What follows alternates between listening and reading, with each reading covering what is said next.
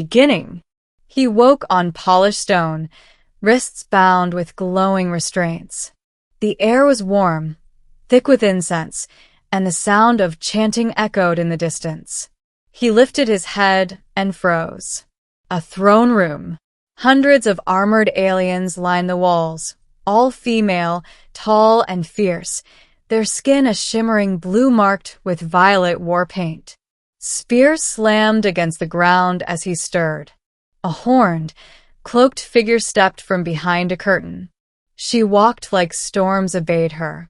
Her crown was made of polished obsidian.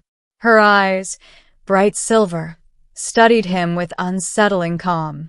She sat on her enormous throne and finally spoke.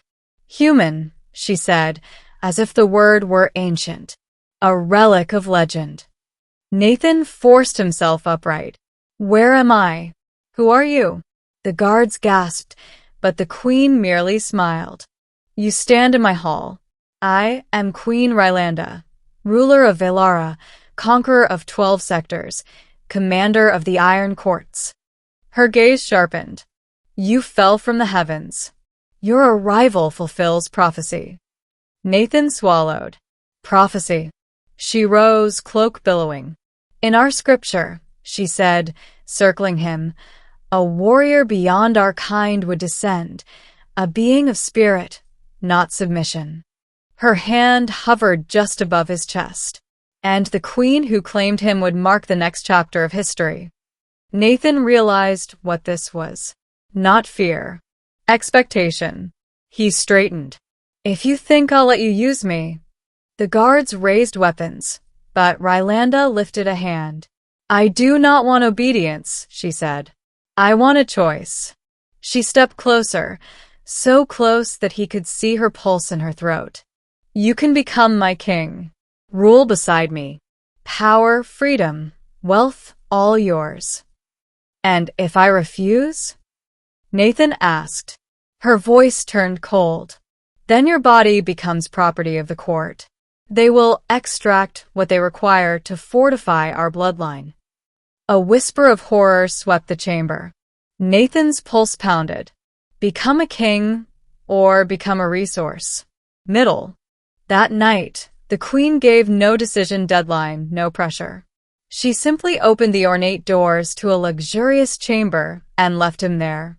Guards monitored him, but he wasn't mistreated. Food, glowing fruits, and roasted meats was placed before him. The bed was soft. Silk covers shimmered. This wasn't a prison. It was temptation disguised as comfort. Nathan sat by the window overlooking the capital. Towers rose like spears, filled with alien citizens chanting in distant ritual.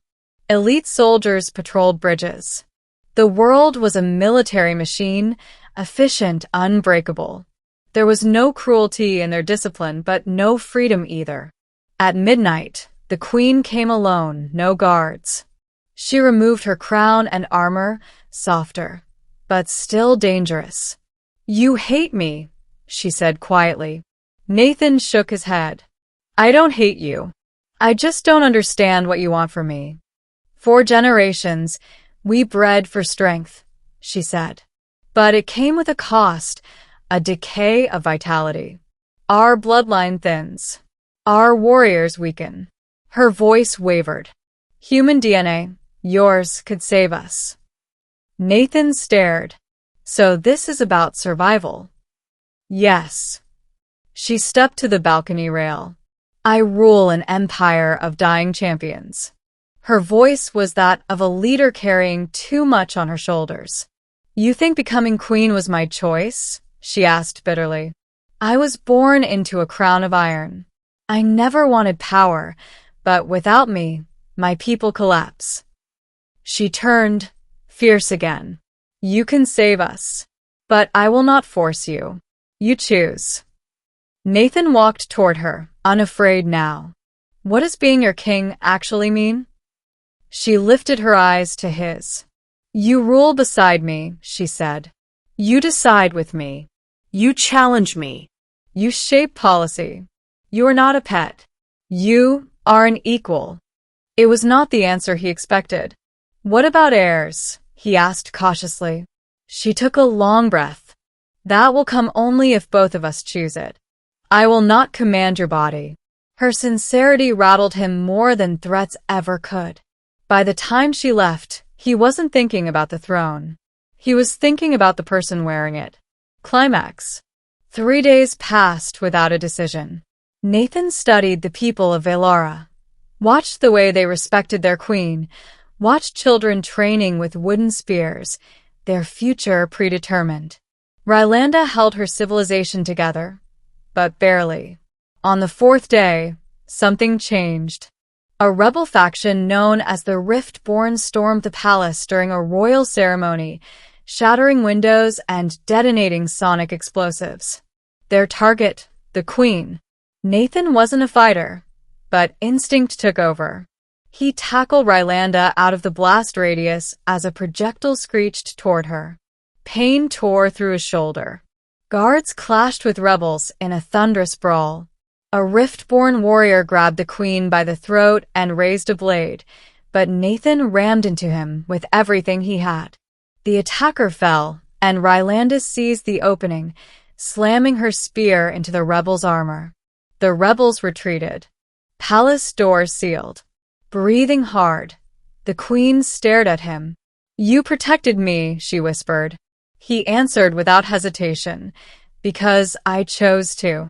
For the first time, the mighty queen's eyes glimmered with something like shock and gratitude. Ending. The next morning, Nathan stood once more in the throne room, but not in chains. No guards held him. Only silence. Queen Rylanda addressed him before the entire court. "The prophecy claimed the human would decide our future," she said. "Today, Nathan Hale will choose not only for himself, but for all of Velara." She stepped forward, no crown, no armor, only truth. "If you become my king, you stand not as a prisoner, but as a partner. If you refuse, you leave freely. No one will touch you." Gasps rippled across the chamber. Freedom was not something normally offered. Nathan looked at her, at the warrior who carried an empire, at the leader who refused to take what she needed by force. He took her hands, shocking every guard and noble. "My choice," he said softly, "is you. Not because you are queen, but because you are willing to give me a choice." The hall erupted. Spears slammed in salute. Trumpets roared. Rylanda's voice trembled as she spoke the ceremonial words. "Then you are no longer a legend, no longer a prophecy. You are my king, by your will, and together we reshape our destiny." She placed the crown beside him, not on him, symbol of shared rule. And for the first time in years, hope returned to Velara. Not because of prophecy, but because a human chose compassion over power, and an alien queen chose honor over dominance. Together, they would change the galaxy.